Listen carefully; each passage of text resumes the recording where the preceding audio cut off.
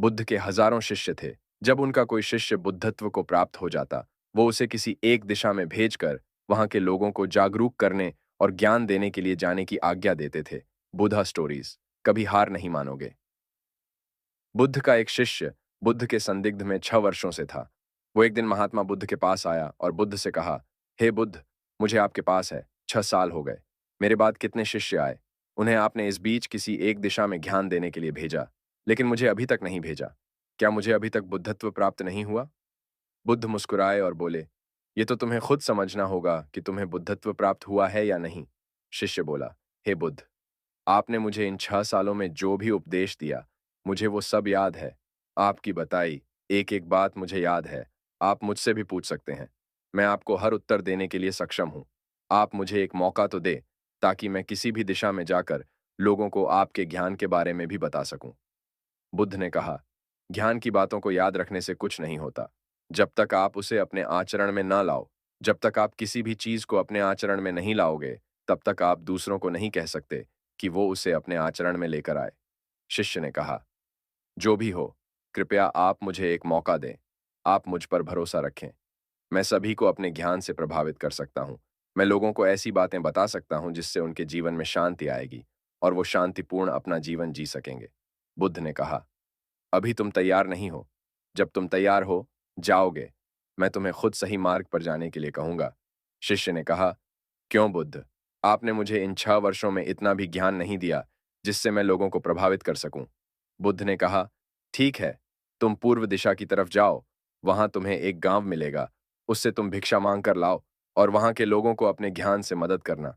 कल सुबह तुम वहां अकेले जाना और शाम को आकर मुझे बताना तुमने कैसे वहां के लोगों की मदद की।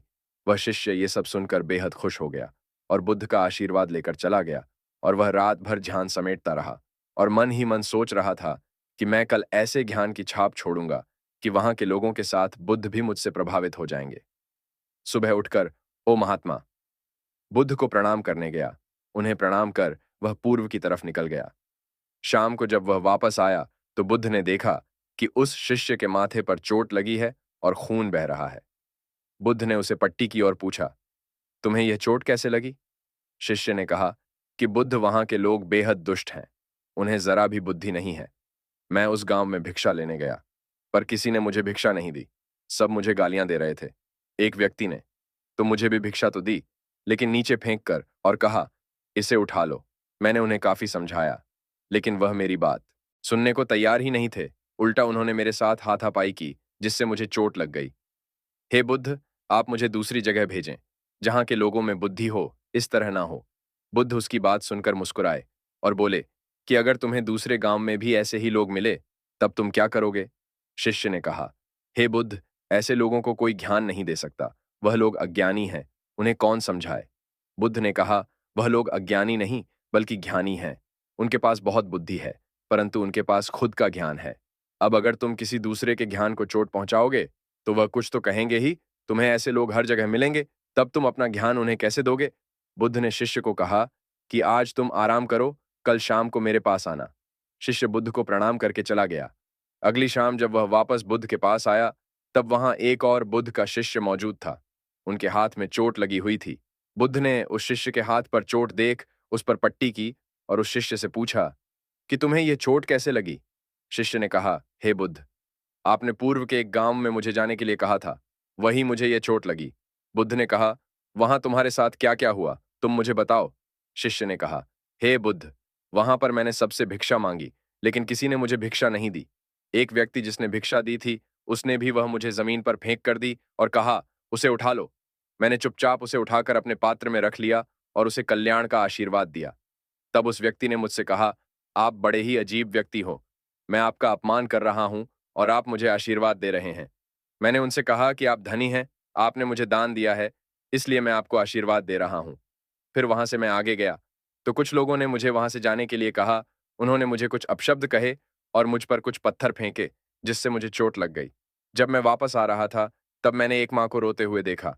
वह अपने बीमार बच्चे को लेकर चिंतित थी। मैं तुरंत जंगल से जाकर उसके लिए जड़ी बूटी ले आया, लेकिन वहां के लोग मुझे जड़ी बूटी देने नहीं दे रहे थे। फिर मैंने उनसे विनती की कि वह मुझे उस बच्चे का इलाज करने दें। उसके बाद वो जैसा कहेंगे मैं ठीक वैसा ही करूंगा। फिर जिस व्यक्ति ने मुझे भिक्षा दी थी, उसने गांव वालों को समझाया। तब उन्होंने मुझे उस बच्चे को जड़ी बूटी लगाने दी। उसके बाद वह बच्चा ठीक हो गया। फिर गांव वालों ने मुझसे अपने किए गए अभद्र व्यवहार के लिए क्षमा मांगी और मुझे धन्यवाद कहा। फिर मैं वहां से वापस आ गया। हे बुद्ध, आपसे एक विनती है। उस गांव के लोग बहुत भोले भाले और सीधे हैं। क्या मैं रोज उसी गांव में जाकर भिक्षा मांग सकता हूँ? ये सभी बात वो पहला शिष्य भी सुन रहा था। उसने ये सुनते ही बुद्ध के चरणों में गिरकर कहा कि हे बुद्ध, मैं समझ गया हूँ कि अभी मैं उस लायक नहीं हुआ कि दूसरों को ज्ञान दे सकूं। बुद्ध ने कहा, हमें बाहर वैसे ही लोग दिखाई देते हैं जैसे हम भीतर से होते हैं। जब तक हम स्वयं को नहीं बदलते, तब तक हम किसी को भी नहीं बदल सकते। खुद में परिवर्तन करना बेहद जरूरी है।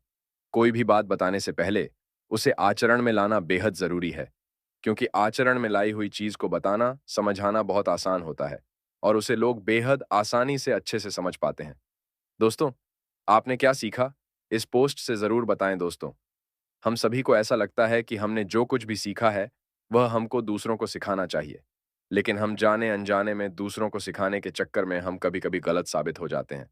तो इसलिए दोस्तों, अगर आप किसी को भी कोई भी सुझाव देने के लिए जाते हैं, आप कोई भी चीज़ सिखाने के लिए जाते हैं, तो सबसे पहले आप उस कार्य को संपूर्ण रूप से और सही ढंग से अच्छे से सीख जाएँ। और आपको जब यह पक्का प्रूफ मिल जाए कि अब मैं इस कार्य को संपूर्ण रूप से सीख चुका हूँ, अब मैं दूसरों को सिखा सकता हूँ, तभी आप दूसरों को सिखाने के लिए जाएँ, अन्यथा आपके साथ दुर्व्यवहार हो सकता है और आपको क्षति भी पहुँच सकती है। तो दोस्तों, कैसी लगी ये मोटिवेशनल स्टोरी? कमेंट बॉक्स में ज़रूर बताएं और साथ ही वीडियो को लाइक और चैनल को सब्सक्राइब अवश्य करें। धन्यवाद। हमेशा मुस्कुराते रहिए।